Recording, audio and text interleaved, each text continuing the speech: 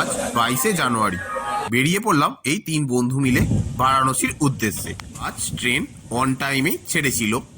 আমরা office complete করে হাওড়া থেকে এই ট্রেনটি ধরে এগিয়ে যাচ্ছি। দুর্গাপুরে একবার নেমেছিলাম।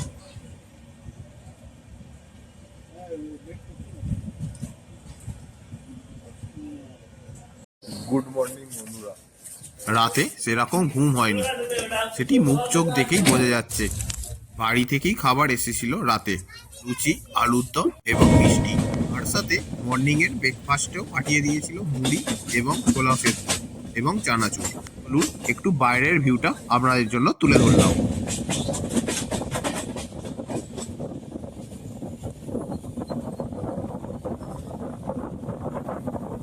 অনেকক্ষণ ওয়েট করছিলাম এই ভিউটার জন্য। চলুন দেখুন কি ভিউয়ের জন্য ওয়েট করছিলাম।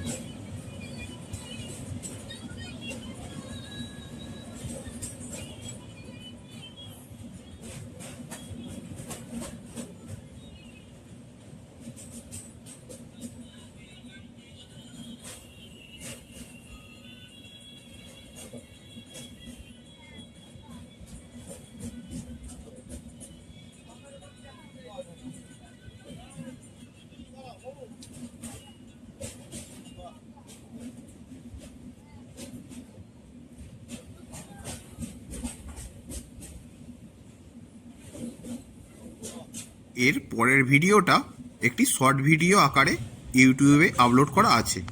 আমরা চলে এলাম কাশী।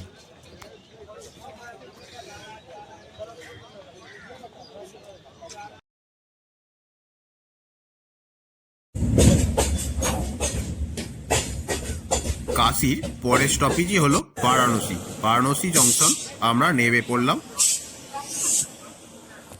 বারাণসী স্টেশনে আমরা নামলাম। আমাদের ট্রেন 11টা। আমাদের ট্রেন 8 নম্বর প্ল্যাটফর্মে দিয়েছিল। আমরা স্টেশনের বাইরের দিকে এগিয়ে যাচ্ছি।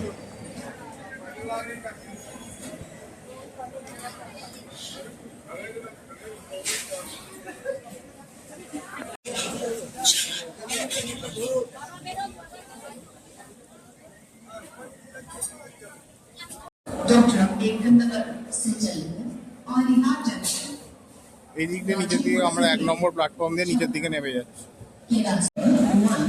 চলুন দেখে নেওয়া যাক স্টেশনের বাইরে থেকে ভিউটা কেমন। আপনাদের জন্য একটি সতর্কবার্তা, স্টেশনের ভিতরে অনেক টোটোওয়ালা এবং অটোওয়ালারা আপনাদের জন্য হোটেল অবধি যাওয়ার জন্য 300-400 টাকা করে নেবে। আপনারা এটা পা দেবেন না, আপনারা সোজা অটো স্ট্যান্ডে চলে যাবেন। এখানেও অনেক বার্গেনিং করতে হয়। আমাদের এখানে বলছিল বারকোড নিয়ে, যেখানে নাকি অটোতে বারকোড থাকবে সেই অটোগুলোই নাকি মন্দির অবধি যায়। এটি পুরো ভুল ধারণা।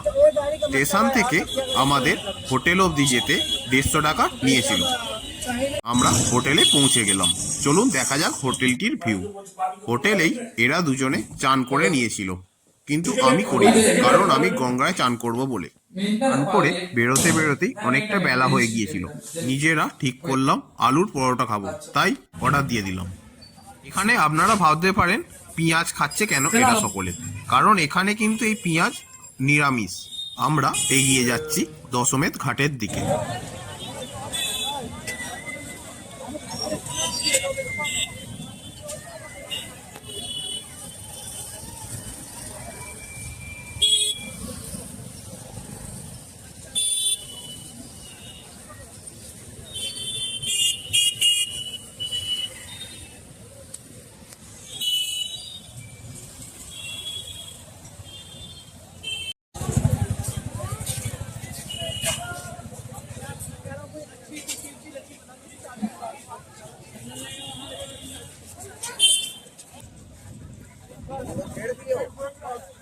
দশমেধ ঘাটে আমি চান করে এবার আপনাদের জন্য তুলে ধরলাম এখানকার ভিউটা।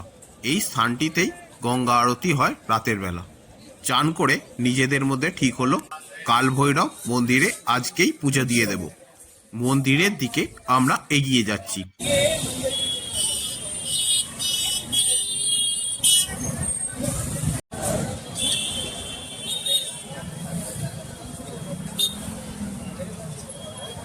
আমরা প্রথম এইমাত্র দর্শন করতে পারলাম কাশী বিশ্বনাথ ধামকে, যেটি আমরা 4:30-র সময় কাল ভোরবেলা পুজো দিতে আসবো এখানে।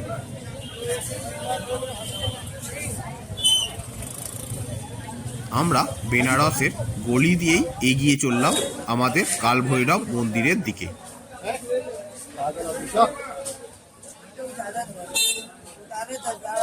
এখান থেকে মন্দিরের পুজো দেওয়ার জন্য ডালা নিয়ে এগিয়ে চললাম লাইন দিয়ে।